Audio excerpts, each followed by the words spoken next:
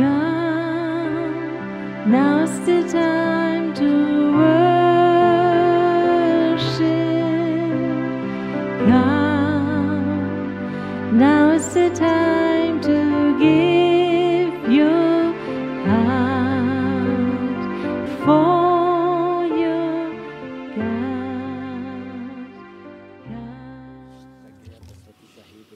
Merci Seigneur qu'on peut t'élever ce soir. Et bonne soirée à tous. Soyez les bienvenus, ceux qui sont live, aussi ceux qui viennent demain. Vous êtes plus de 14 000 personnes en live. Je crois que c'est un bon signe quand les gens ont faim de Dieu. Faim de Dieu, faim du ciel. Vous savez que la faim du ciel, c'est quelque chose qui nous purifie. Si on perd cette faim de Dieu, on a perdu beaucoup de choses. Et ce soir, j'aimerais un peu vous raconter du ciel. Pas seulement comment c'est là en haut au ciel, mais ce qui est important, Dieu m'a donné un message. Et ça, j'aimerais vous le transmettre.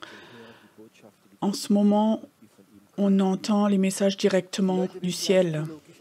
Pour les gens qui théologiquement ont un problème, que les gens peuvent aller au ciel, j'aimerais courtement vous expliquer. La Bible dit, on est un esprit, on a une âme et on a un corps.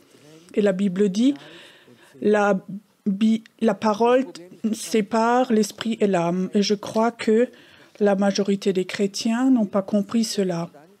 L'âme, les sentiments, l'intelligence, c'est séparé de l'esprit.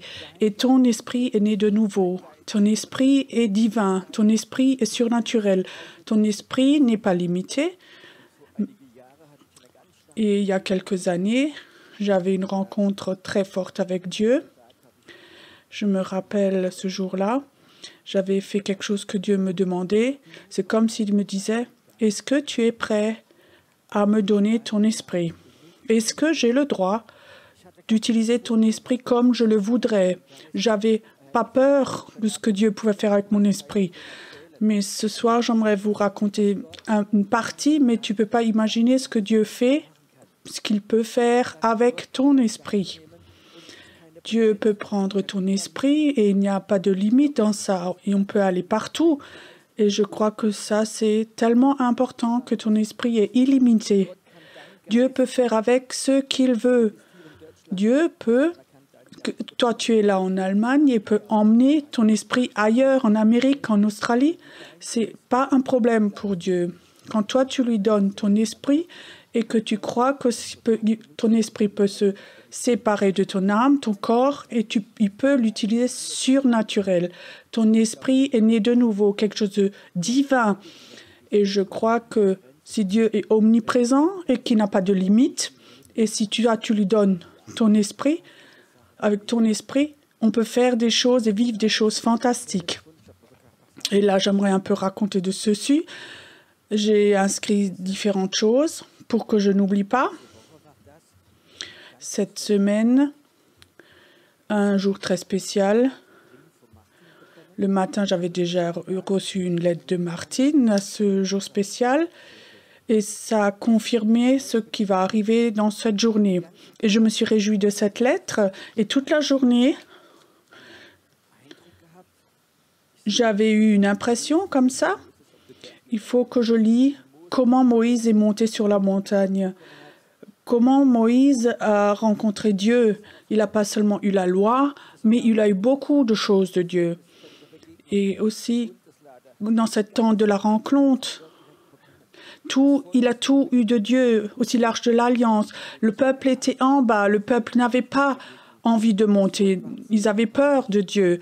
Le peuple était dans le domaine de l'âme, mais Moïse est monté sur la montagne pour recevoir des choses pour son peuple que Dieu aimait. Et toute l'histoire, là, je l'ai relue dans la Bible, malgré que je la connaissais, et ça m'a tellement touchée. Je ne sais pas, quand tu lis la Bible comme ça, et tu sens que l'Esprit de Dieu te touche, et tu sens que tu sors de ton âme et que tu rentres dans le domaine de l'Esprit. J'ai lu cette histoire et ça a motivé mon esprit. Je dis waouh, ce que cet homme avait fait, rencontrer de Dieu, entendre des choses de Dieu pour le peuple. Et toute la journée, ça m'a préoccupée.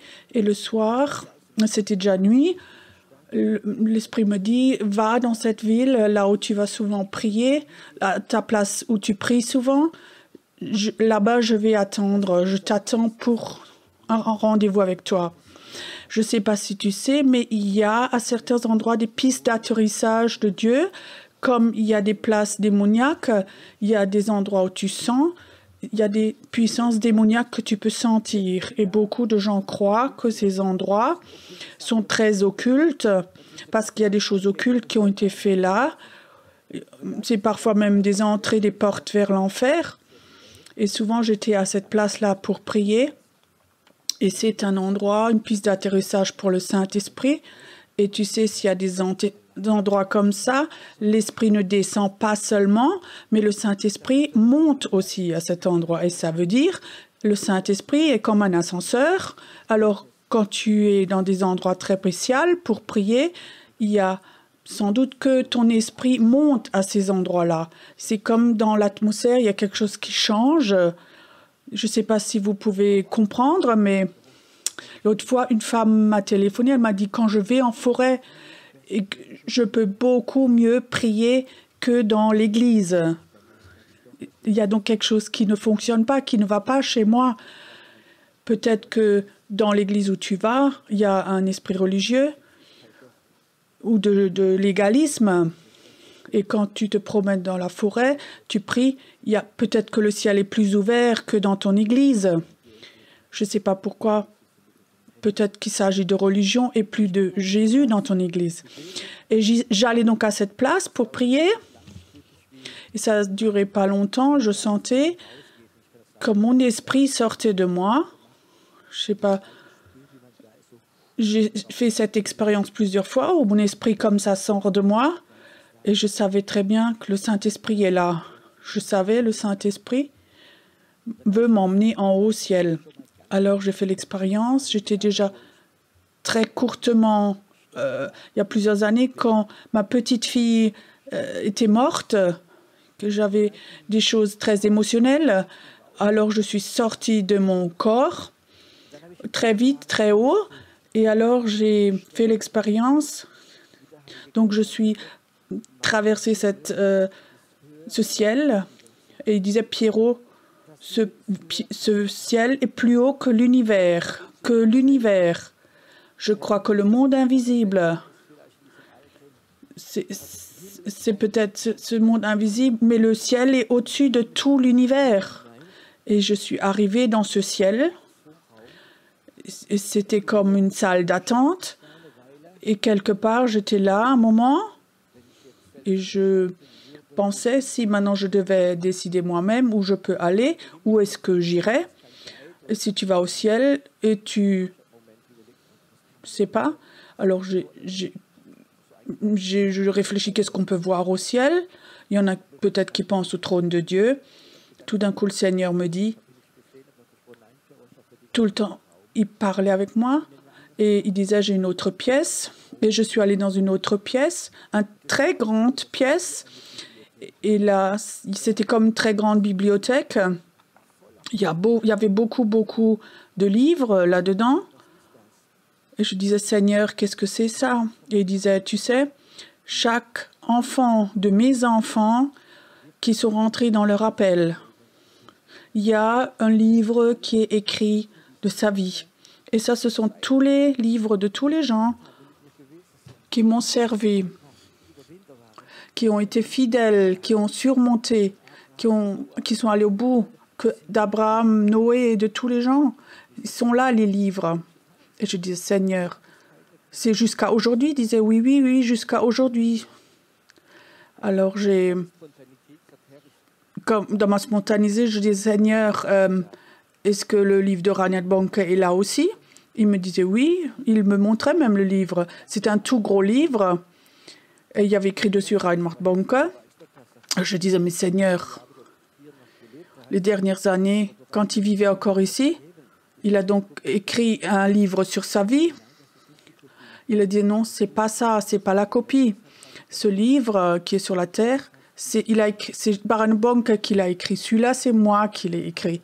Et je disais, il y a quelque chose d'autre là-dedans. Il disait oui, ce que vous avez écrit, c'est ce que quand lui, il a écrit, on n'a pas vu combien d'anges étaient là. Les évangélisations dans le monde invisible, comment on travaillait là, quand les puissances de démons sont parties, quand Satan a essayé de le tuer et que moi j'ai agi, que sa vie était protégée jusqu'au dernier jour. Ce livre au ciel, c'est un tout autre livre. Si Reinhard Bonko le lit, il va voir qu'il n'y a qu'un tout petit bout que lui l'avait écrit. Tout le reste, c'est moi qui l'ai écrit. Et là en haut, il y avait tous ces livres de tous ces hommes de Dieu. Et alors je sentais comme il devient triste. Il a ouvert beaucoup de livres et j'ai vu beaucoup de pages blanches dans beaucoup de livres. Certains livres, il n'y avait que la moitié qui était écrit, l'autre moitié toute blanche. Certains livres au milieu étaient des pages blanches où il n'y avait rien d'écrit. Même certains livres, il y avait 3 pages écrites et le reste, rien. Et je disais, Seigneur, mais c'est quoi ça? Alors le Seigneur dit, tu sais, il y a des gens, ils sont là où c'est écrit, c'est qu'ils sont allés dans leur appel et après, ils ont arrêté. Les pages restent blanches quand les gens ont arrêté leur appel. Et je dis, mais quel est le sens que tu me montres tout ça? Il me dit, tu sais, ces livres sont tellement importants parce que j'aimerais qu'ils soient tous remplis. Le temps va venir où le monde entier va lire ces livres. Et ces livres ont une puissance dans le monde invisible. Ils vont un jour être lus et ils vont être... La puissance démoniaque va être jugée au travers de ces livres. Et c'est tellement important que tous ces livres soient écrits jusqu'à la fin. Il y a des temps où les chrétiens se rassemblaient dans les cultes. Ils sont sauvés, ils sont devenus chrétiens pour être bénis, pour être guéris, pour qu'ils aillent bien. Ça, c'était pas le sens. Ils n'ont pas rempli les livres. Le jour où tu es sauvé, ton nom est écrit dans le livre. Après, ton livre commence. Le livre n'est pas écrit dans ce que tu es béni, mais dans ce que tu vas et que tu fais la volonté de Dieu dans ta vie. Que chaque personne qui est sauvée, Dieu a un plan. Et si tu rentres dans le plan, alors Dieu commence à écrire ce livre. Dans Ésaïe, il écrit, où Dieu dit, il faut que j'ai des témoins. Vous êtes mes témoins. Dieu ne peut rien faire sans témoins. Si les livres ne sont pas remplis dans la bibliothèque, le temps stop, le réveil ne va pas s'accomplir. Il est temps que tu retournes sur la terre pour dire aux gens, il faut remplir les livres pour que le plan s'accomplisse. Imagine, tu es sauvé, tu es enfant de Dieu et tu es là en haut. Le Seigneur t'appelle et il te montre ton livre avec ton nom. Le jour où tu as été sauvé, peut-être tout ce que Dieu avait organisé pour que toi tu sois sauvé, pour que tu n'ailles pas en enfer. Mais ton livre était tout blanc, il n'y a rien dedans. Et ça, c'est quelque chose qui manque dans cet immense puzzle divin. Il y a tellement de livres qui restent blancs. Alors le Seigneur m'a montré des choses que je ne comprenais pas non plus. Il y a des livres aussi qui sont là. Le début a été écrit bien. Après, il y a 12-15 pages blanches. Après, ça continue. Ça, c'était des hommes ou des femmes de Dieu. Ils avaient, dans un temps très spécial, ils avaient arrêté. Le plan s'est arrêté. Et tout le temps, les pages ont resté blanches. Ça, savoir où le plan de Dieu n'a pas été réalisé dans ces temps-là. Alors le Seigneur m'a montré où j'avais des questions parfois. Il y avait des temps dans ma vie où Dieu me disait, Pierrot, tu vas dans cette ville ou cette ville et tu as fait ça ou ça. Alors pendant des mois, je priais pour une certaine ville et après Dieu me dit, maintenant c'est fini. Je pensais, oui, ok, maintenant quelque chose doit se passer. Et alors je n'ai pas continué ici, alors j'ai pris autre chose à faire.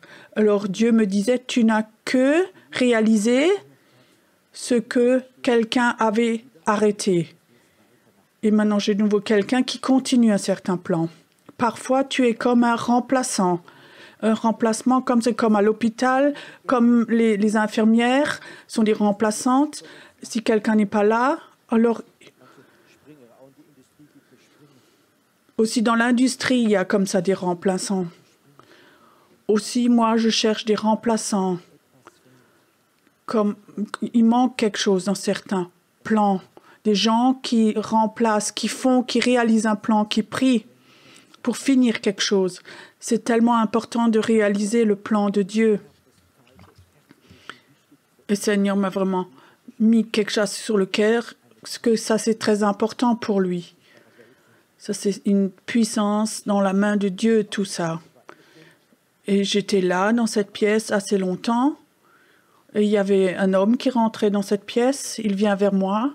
Et je disais, qui tu es? Et c'est Pierre. Pierre était là. Et il disait, Pierrot, j'ai rempli le livre, du début à la fin. C'était pas facile, mais à la fin non plus, c'est pas facile. Mais j'ai terminé le livre. Il me disait, tu sais, c'est pas tellement important tes capacités. Moi, je suis un des plus grands, j'étais un des plus grands qui a failli. Mais jusqu'à la fin, j'ai écrit ce livre. Va en bas et dis-le aux gens pour qu'ils écrivent le livre jusqu'à la fin. Alors il a dit, il est temps que tu ailles. Et il a dit quelque chose qui m'a vraiment impressionné. Il m'a mis la main sur l'épaule. Il a dit, Pierrot, j'aimerais te donner les paroles que Dieu m'a données. Rocher et les portes de l'enfer ne vont pas te résister. Alors je sentais comme j'étais de nouveau dans ma voiture et je savais, je suis de nouveau en bas, dans la réalité. Et je savais, il faut que je transmette ce message. Il ne s'agit pas d'être béni. Il ne s'agit pas d'avoir un beau titre dans une église. Il s'agit du plan de Dieu dans ta vie. Dieu a besoin que le livre soit écrit jusqu'à la fin, que le plan de Dieu ne stoppe pas. Tu as déjà entendu l'histoire qui m'a très impressionnée.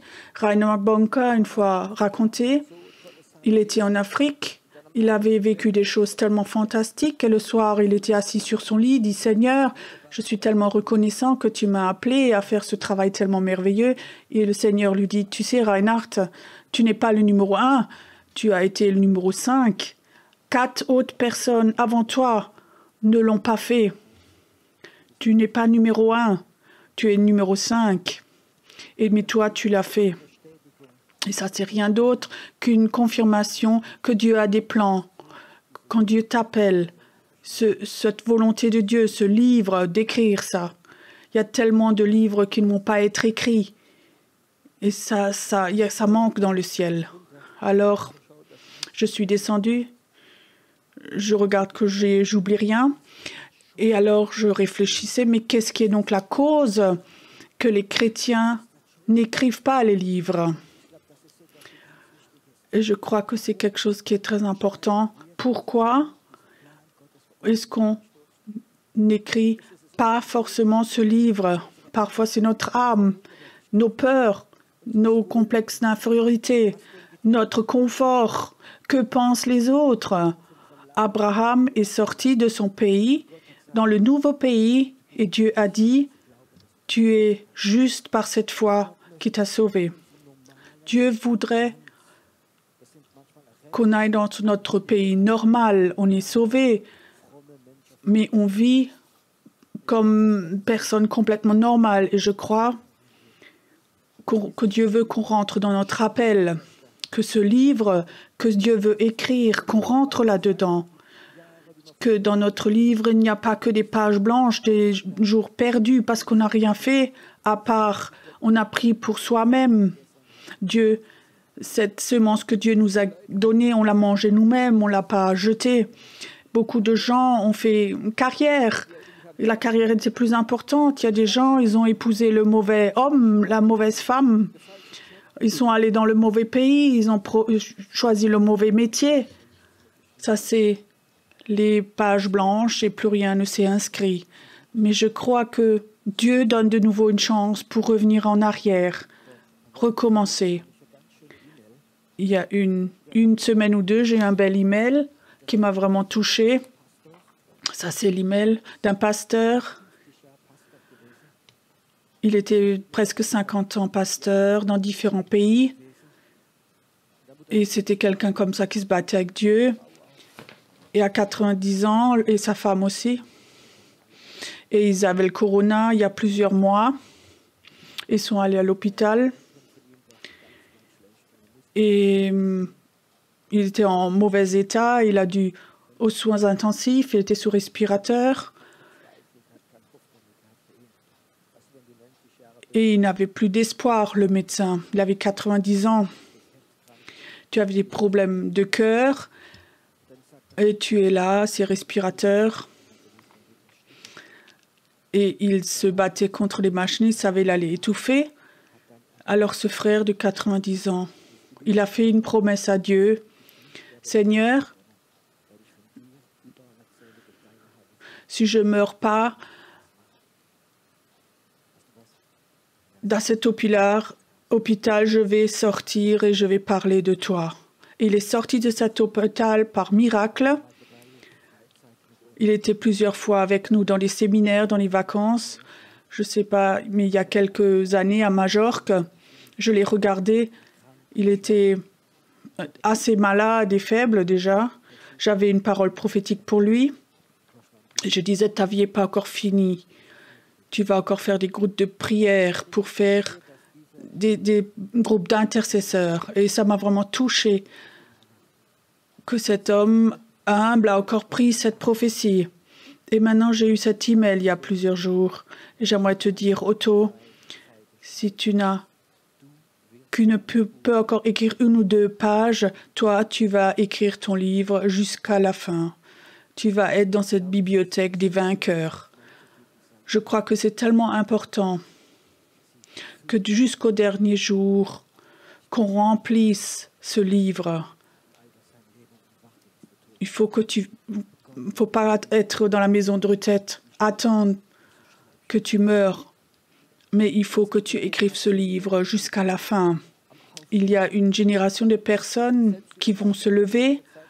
Moi-même, je suis surpris les derniers temps où je vois tellement de jeunes gens qui ont participé à ces soirées de prière ou pour amener les gens à Dieu, pour prier pour les malades, pour servir.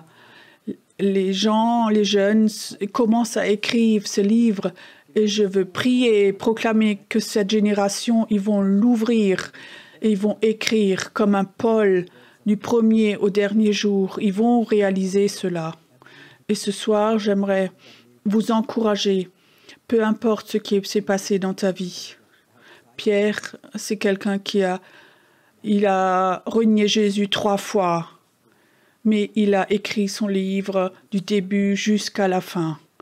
Si tu as péché, il y a beaucoup d'échecs, différentes formes d'échecs. Si tout d'un coup tu as remarqué que tu n'as pas été un bon père, ou tu n'as pas été une bonne mère, ou ton mariage s'est brisé, ou peut-être tu as déçu des gens, tu as blessé des gens, mais que tu dis « je suis prêt », et Dieu te donne la grâce. Et alors je te dis, retourne pour écrire ce livre. J'ai tellement ce désir dans mon cœur qu'un jour, que mon livre soit là dans cette bibliothèque jusqu'au dernier jour. Pierrot, avec toutes ses faiblesses, mais il a écrit le livre jusqu'au dernier jour de sa vie. Et moi, je peux comprendre qu'en ce moment, je veux dire quelque chose de prophétique, il y a un esprit de découragement, un esprit qui veut nous rendre fatigués, qui dit ça sert à rien dans cette situation, regardons que l'avenir. Moi, je peux te dire, cet esprit de découragement est là en route, et ça, c'est pourquoi Dieu m'a appelé. Et dit, ne sois pas découragé, il est temps d'avoir un feu nouveau, il est temps que les chrétiens reçoivent le feu et disent « Avec moi, tu peux écrire le livre.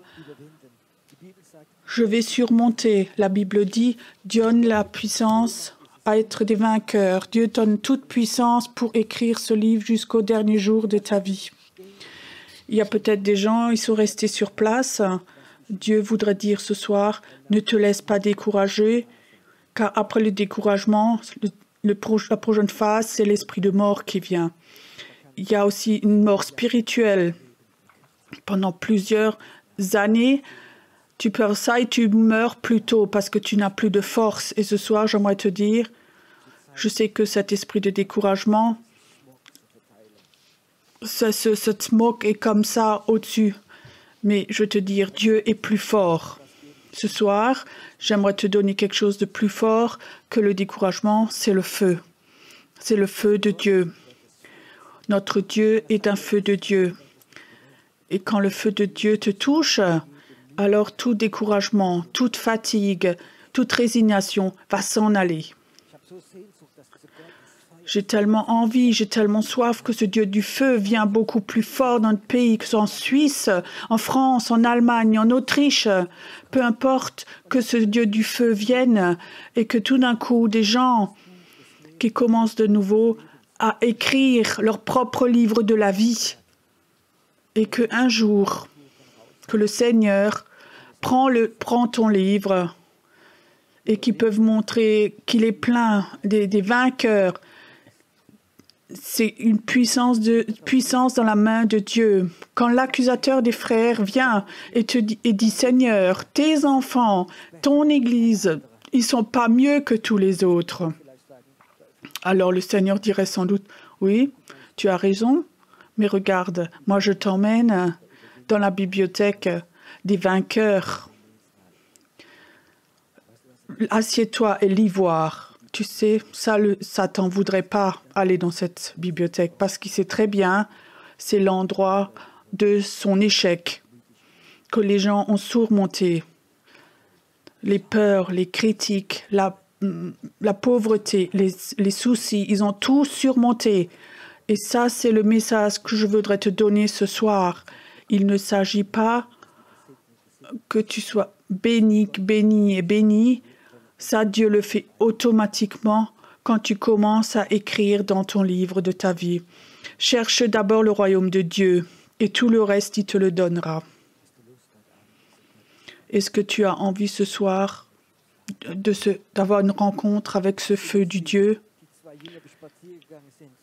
Est-ce que tu as envie, comme les deux disciples, les deux qui se promenaient avec le troisième, et le troisième, ils n'ont pas remarqué que c'était Jésus? Et entre eux, ils disaient, est-ce que tu as remarqué aussi que cet homme avait dit qu'il y avait comme un feu qui était venu? Et ce soir, Dieu envoie un feu sur toi. Et je te dis, il ne s'agit pas de ton confort, mais il s'agit du plan de Dieu. Ton royaume vienne, ta volonté soit faite au ciel comme sur la terre, dans ta vie, dans ma vie.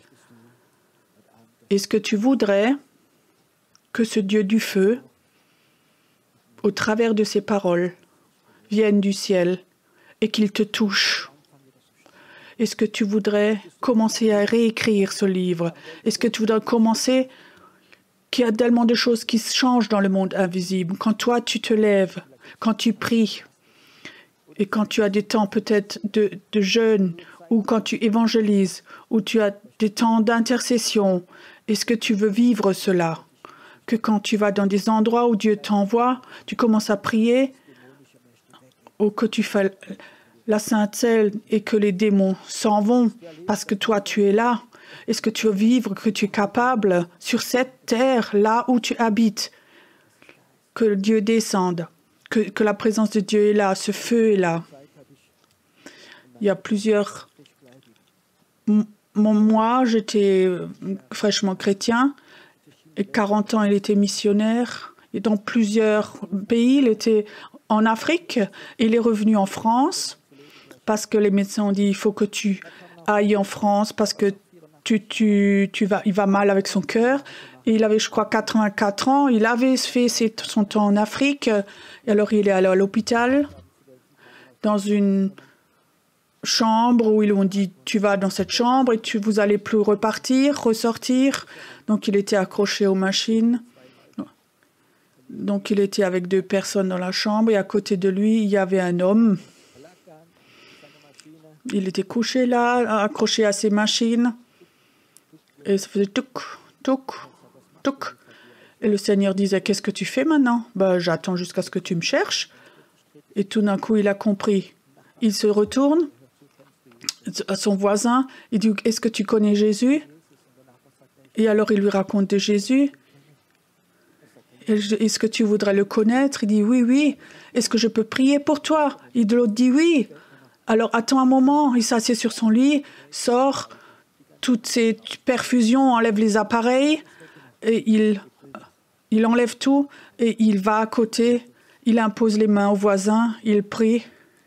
Il a reçu la nouvelle naissance. Il s'assied sur son lit et tout de suite, il était au Seigneur, chez le Seigneur. Il a écrit le livre jusqu'au dernier moment de sa vie. Ça, c'est une vie vraiment digne. Ça, il est dans la bibliothèque des vainqueurs. Et ça, c'est une puissance dans la main de Dieu. Je sentais, comme Jésus disait, c'est tellement important qu'on écrive enfin les livres jusqu'à la fin. Qu'au temps du jugement, parce qu'au temps du jugement, ça va être une puissance dans la main de Dieu. Je n'ai pas tout compris, mais je savais, Dieu disait, c'était tellement important. Tout le monde devra lire ces livres. Le temps va venir, il faudra lire les livres. Maintenant, c'est ton temps à toi. Est-ce que tu voudrais ce soir, que ce feu de Dieu te touche ce soir? Moi, ça m'a touché quand Pierre m'a mis la main sur l'épaule.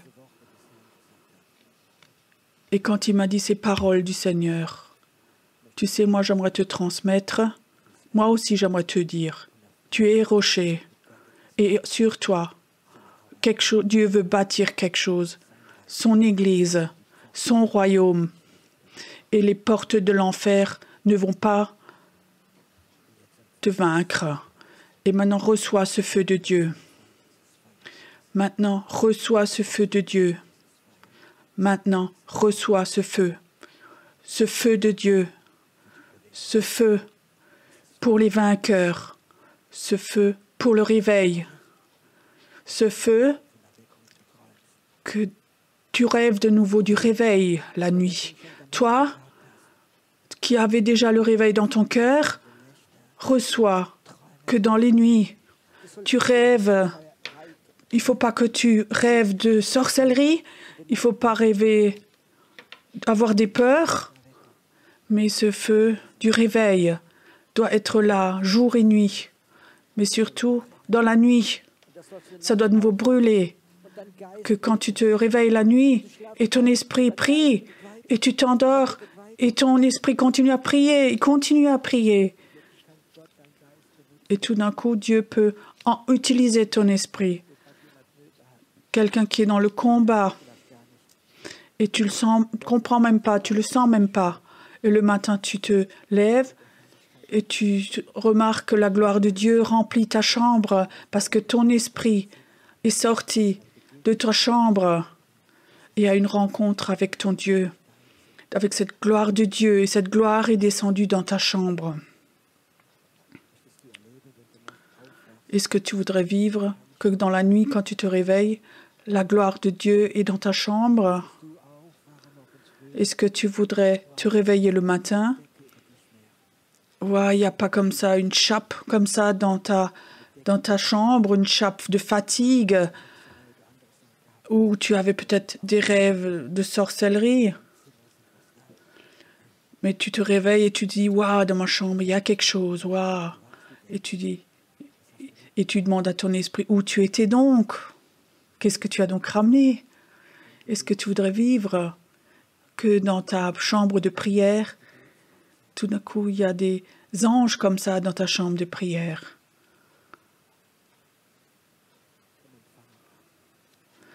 Viens, reçois maintenant. Reçois que cette gloire de Dieu, tu ne vis pas pour toi-même. Tu vis pour écrire les derniers livres, les dernières pages, pour les remplir dans la bibliothèque de Dieu. Va dans le plan de Dieu. Rentre-y. J'aimerais tellement ce soir que tu aies un temps de prière. N'éteins pas tout de suite. Et cette parole, ne la mets pas dans ton intelligence, range-la pas dans le savoir ou des connaissances, mais reste un moment maintenant dans la présence de Dieu. Commence à prier. Et je crois que Dieu voudrait maintenant parler encore avec beaucoup. Autorise-le, laisse-le. On va avoir encore un temps de louange. Laisse maintenant Dieu te parler encore. Laisse Dieu te parler encore. Dieu te bénit. Come, now's the time to worship. Come, now's the time.